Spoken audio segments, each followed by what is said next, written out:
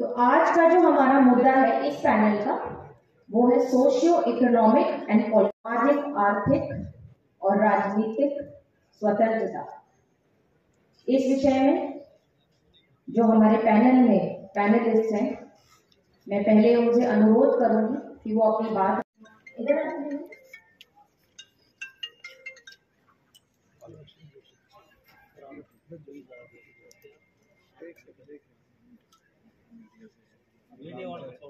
दुनिया को समता, स्वतंत्रता, बंधुता, न्याय, प्रज्ञाशील, करुणा और मैत्री का मार्ग दिखाने वाले तथागत भगवान बुद्ध, सदगुरु रविदास जी, संत कबीरदास जी, गुरु नानक देव जी, ज्योतिबा फूले जी। संघर्ष तो सम्मान का है और सम्मान का संघर्ष है तो संविधान से ही बचेगा, उन धर्म ग्रंथों से नहीं बचेगा जिसमें इंसान को इंसान बराबर नहीं माना जाता।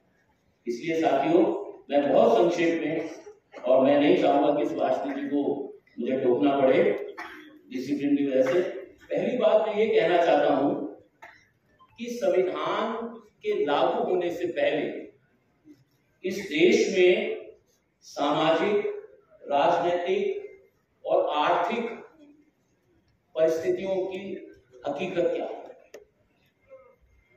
इस देश में संविधान से पहले केवल इनकम टैक्स देने वाले लोग ही वोट कर सकते थे, अडल्ट फ्रेंचाइज नहीं था। इस देश में संविधान से पहले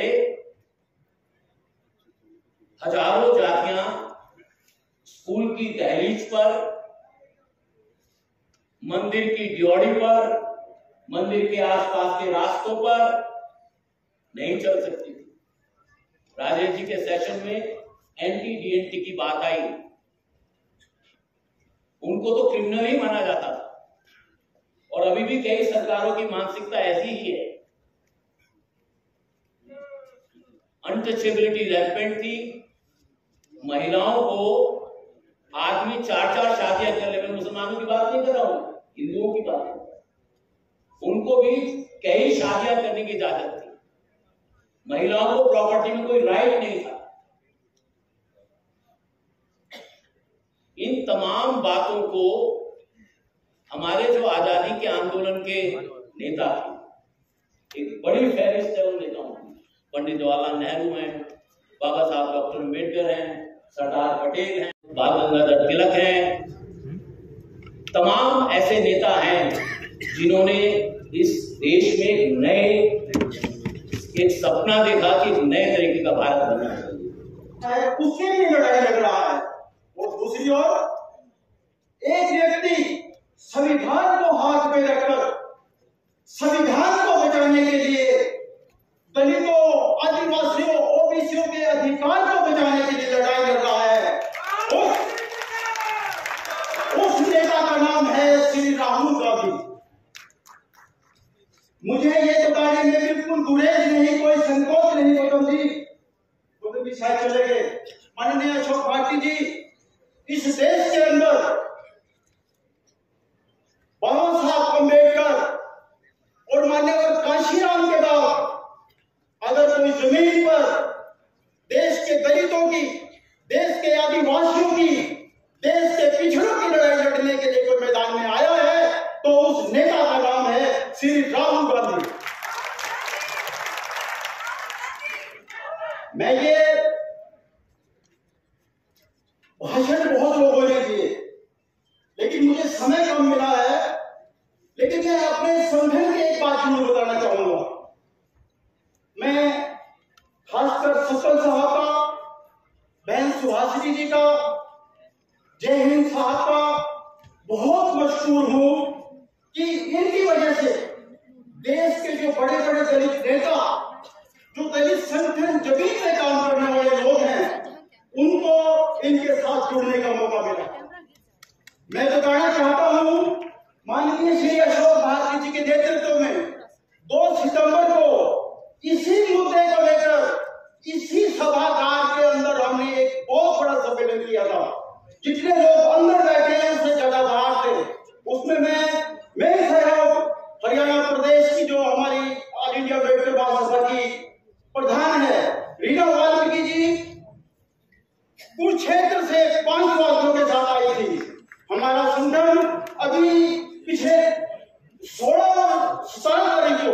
सितंबर को चंडीगढ़ के निवाणा भवन में हमने 18 राज्यों के एससी, बीसी और माइनॉरिटीज लोगों की मीटिंग करी थी। तो हमें बड़ी खुशी है। मैं समृद्ध भारत फाउंडेशन को इस बात की बधाई देता हूं, उनके नेताओं का अभिनंदन करता हूं कि उन्होंने देश के बड़े बड़े नेताओं को आइडेंटिफाई करके, उनके संगठनों को आइडेंटिफाई करके, पुष्पराज जी जैसे नेताओं ने हमें मौका मिला। ऑल इंडिया अम्बेडकर महासभा, अंत में मैं ऑल इंडिया अम्बेडकर महासभा के बिहार पे समृद्ध भारत फाउंडेशन को विश्वास दिलाता हूं कि राहुल गांधी जी के इस आंदोलन के अंदर पूरे देश के अंदर ऑल इंडिया अम्बेडकर सभा का साथी, अम्बेडकर सभा का एक एक बच्चा आपके साथ लड़ाई करने की सदैव तत्पर रहेगा। जय हिंद, जय भारत।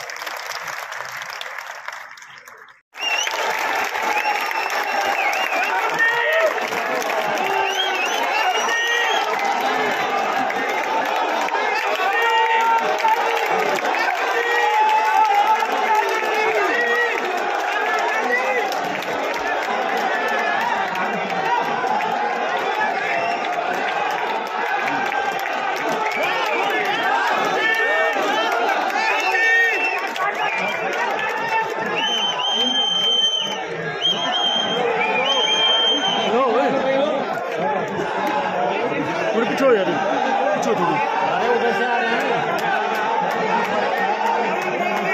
साइड में भाई। बैठ जाइए किए हैं। आप सब लोग खड़े हो जाइए प्लीज उनके सम्मान में।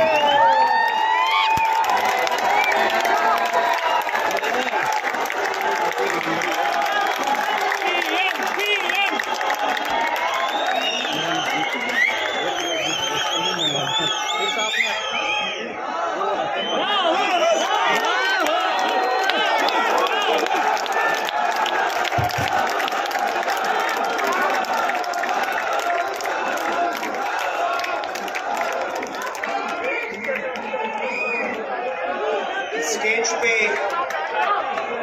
वरिष्ठ लोग,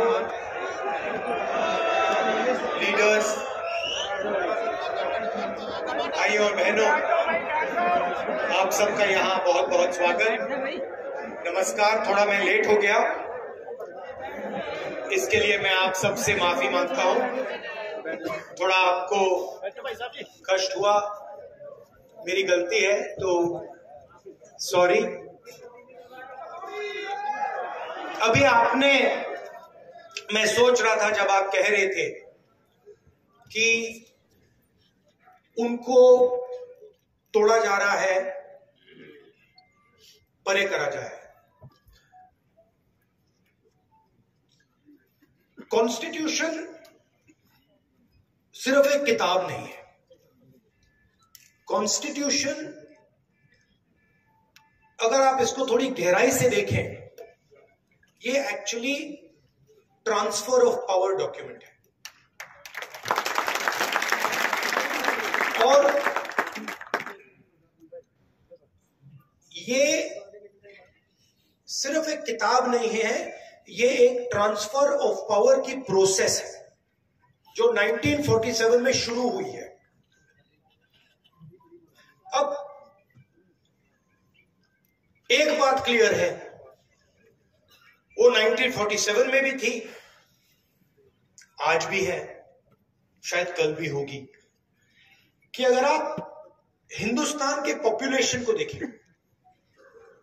सर्वे करें, तो आपको पता लगेगा कि तकरीबन 90% पॉपुलेशन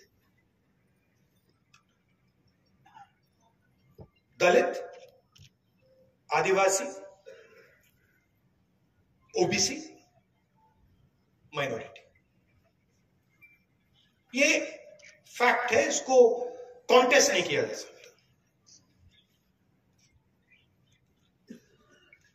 और मेरे लिए एक ही इंटरेस्टिंग सवाल है कि अगर हम कॉन्स्टिट्यूशन को पढ़ें और उसमें साफ लिखा है कि हिंदुस्तान के हर व्यक्ति को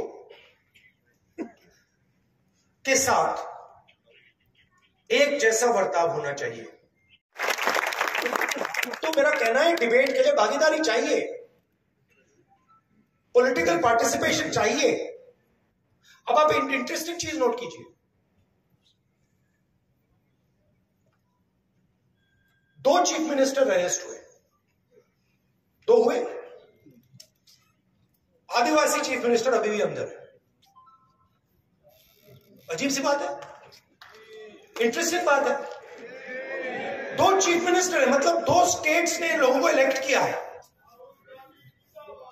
और आदिवासी चीफ मिनिस्टर पहले जेल गया और आज तक नहीं निकला। और नेशनल मीडिया उसको भूल गए। नेशनल मीडिया सोरेन जी के बारे में बात ही नहीं करते, जैसे वो थे ही नहीं, है ही नहीं।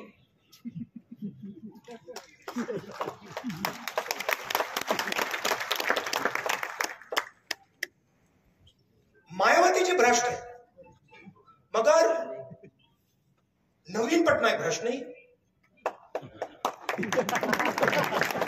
लालू जी भ्रष्ट है। नीतीश कुमार नहीं है।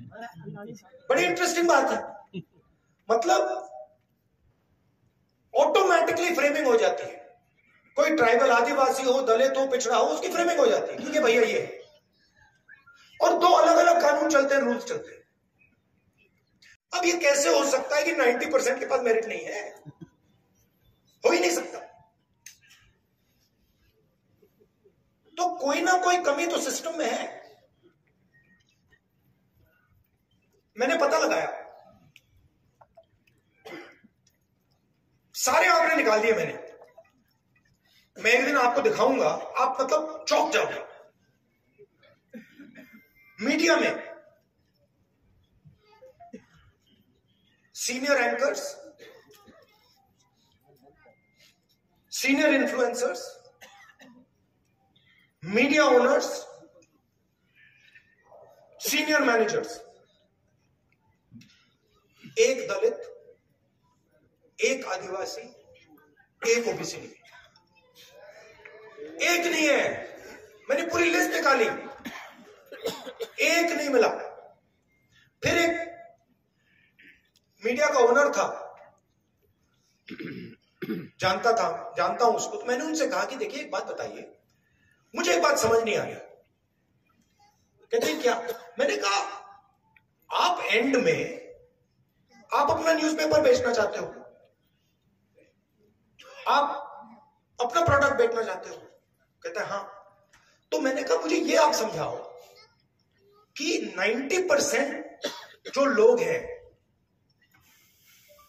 उनकी बात आप क्यों नहीं करते हो?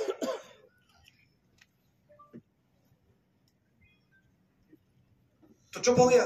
फिर मैंने कहा मेरे लिए एक काम कीजिए, आप जाके पता लगाइए कि आपके न्यूज़पेपर में जर्नलिस्ट, ये बाकी लोग ओबीसी कम्युनिटी, दलित कम्युनिटी के कितने हैं?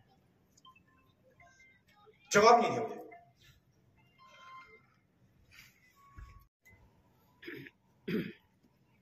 बीजेपी और आरएसएस सोच रहे हैं, उनके कॉन्फिडेंस लेवल देखकर, कि वो ये लड़ाई जीत गए, मगर उनको ये बात समझ नहीं आ रही है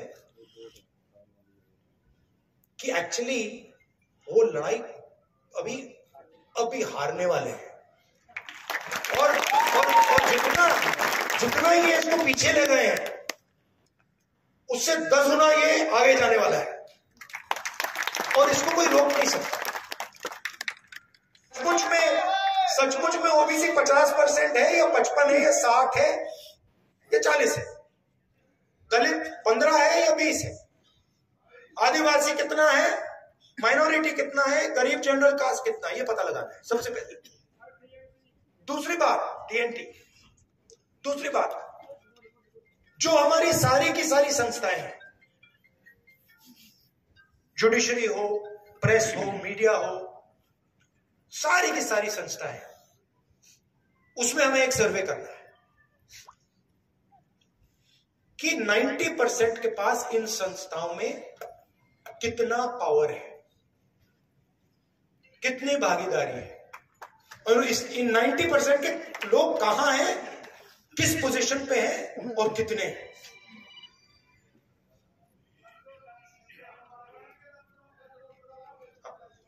ये दूसरी बात है।